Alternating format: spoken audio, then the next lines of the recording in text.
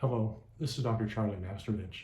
And this video is the second in a series, and it's really focused on magnification use in Implant Mechanical Rescue, or IMR.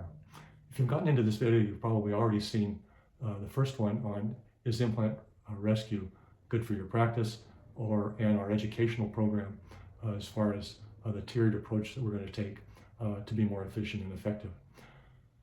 Now, why magnification and why microscopes? Well, I did case number 1 with a microscope, and I've done the next 1,500 with it as well. And I've always felt that I couldn't see enough with just loop magnification. Actually, working inside an implant, looking at a small screw down inside an implant that's broken off, and expecting to see the nuances of that case with regular loop magnification is beyond me, and my skill set, and I've always figured that a microscope is a much more effective way to do it. So I know loops come in what they call high power loops, maybe 6 to 7, maybe even 8 power, I'm not sure.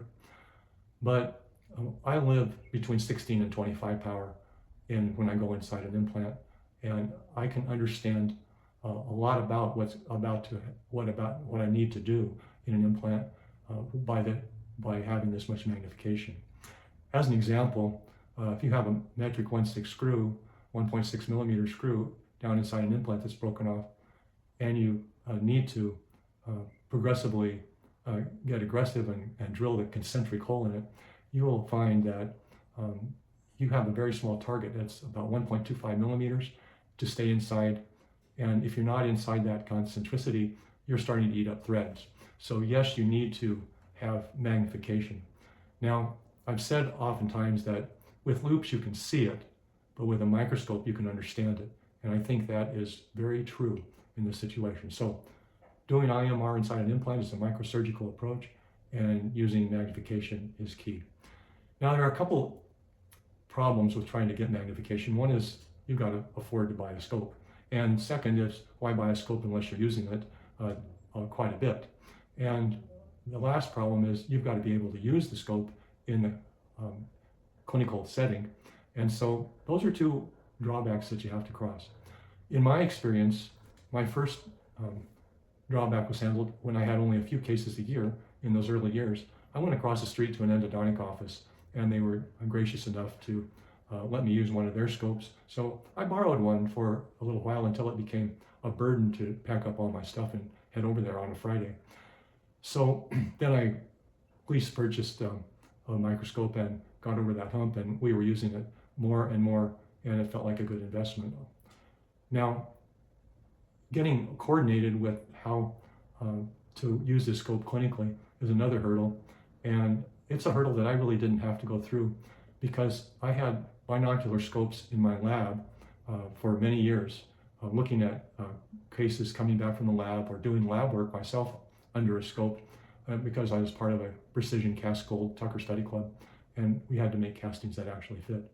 And so I was used to working under a scope and seeing the value of having that scope in the laboratory. So that skill set just transferred for me to the clinical setting, and it wasn't a big jump to do that.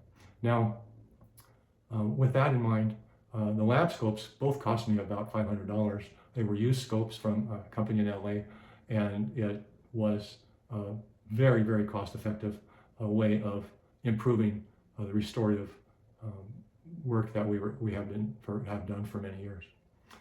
Okay, so in recap, microscopes are a big deal. It's my #1 tool that I use in Implant Mechanical Rescue, and it is possible to get one. It's possible to use it for many issues, and there are probably several on the market that you can. And I'm not sure if you're really looking for one, I think it's possible to potentially buy one used, although I haven't been in the market for many years. Okay, so with that in mind, I think that really explains visualization, and thank you for coming to this video and getting a little more education involved and getting more the feel for what Implant Mechanical Rescue requires to become fluent with it. Thank you.